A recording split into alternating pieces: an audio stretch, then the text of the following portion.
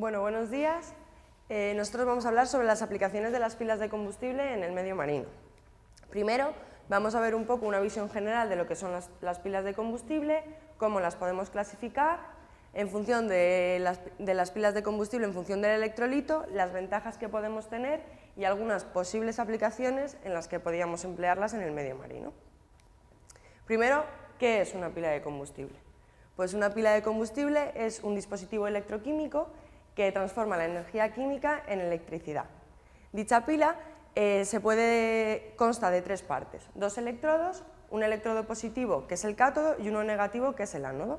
En el ánodo se produce la reacción de oxidación del combustible y en el cátodo la reducción del oxígeno del aire. Encontramos un electrolito que suele ser una membrana que lo que hace es dejar pasar los iones, tanto positivos como negativos, pero nunca los electrones. ¿Cómo podemos clasificar las pilas de combustible? Pues lo podemos hacer de tres maneras, en función de la utilización, de la temperatura de operación y del electrolito. En función de la utilización tenemos las estáticas y las portátiles. En función de la temperatura de operación las tenemos de baja, intermedia y alta temperatura. Y en función del electrolito tenemos 6 tipos, que ahora profundizaremos más en ellos, ya que es en la clasificación en la que nos vamos a centrar. Entonces, en función del electrolito, la primera pila que nos encontramos es la pila tipo PEM. Esta pila es la pila de intercambio de protones o de membrana de polímero sólido.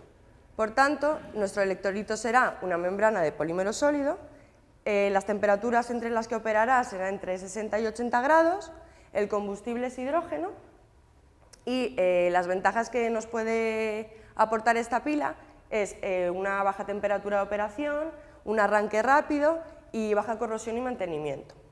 ¿Dónde podemos emplear estas pilas? Pues tanto en transporte como en aplicaciones portátiles, como en ámbitos residenciales y domésticos. Algunos ejemplos dentro de nuestro sector marino, pues tenemos como los submarinos, que luego ya profundizaremos un poco más, o algunos barcos de superficie. El segundo tipo de pila es la DMFC, que es la de metanol directo, que es una variante de la pila PEM, por lo tanto el electrolito volverá a ser una membrana de polímero sólido, la temperatura de operación estará entre 20 y 90 grados, el combustible es metanol, que lo ideal sería tener metanol puro, pero el metanol puro crea un problema que se llama crossover, que significa que el metanol, en vez de pasar por el ánodo y producirse la reacción de oxidación del combustible, esto no se produce, entonces atraviesa directamente. Esto, como genera un problema, lo que se suele hacer es tener como combustible una disolución acuosa de metanol.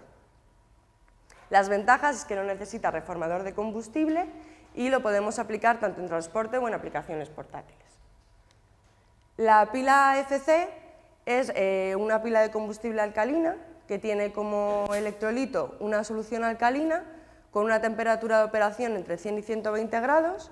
Nuestro combustible también será el hidrógeno y las grandes ventajas que nos aporta esta pila es una mayor eficiencia y una reacción catódica muy rápida. Estas sobre todo se aplican en aplicaciones espaciales. Otro tipo de pila es la PAFC, que es una pila de combustible de ácido fosfórico. Esta pila, por tanto, como su nombre indica, el electrolito será ácido fosfórico, operará entre 200 y 250 grados, el combustible puede ser o hidrógeno o gas natural y sus ventajas de esta pila es que el hidrógeno puede tener un 1% de monóxido de carbono.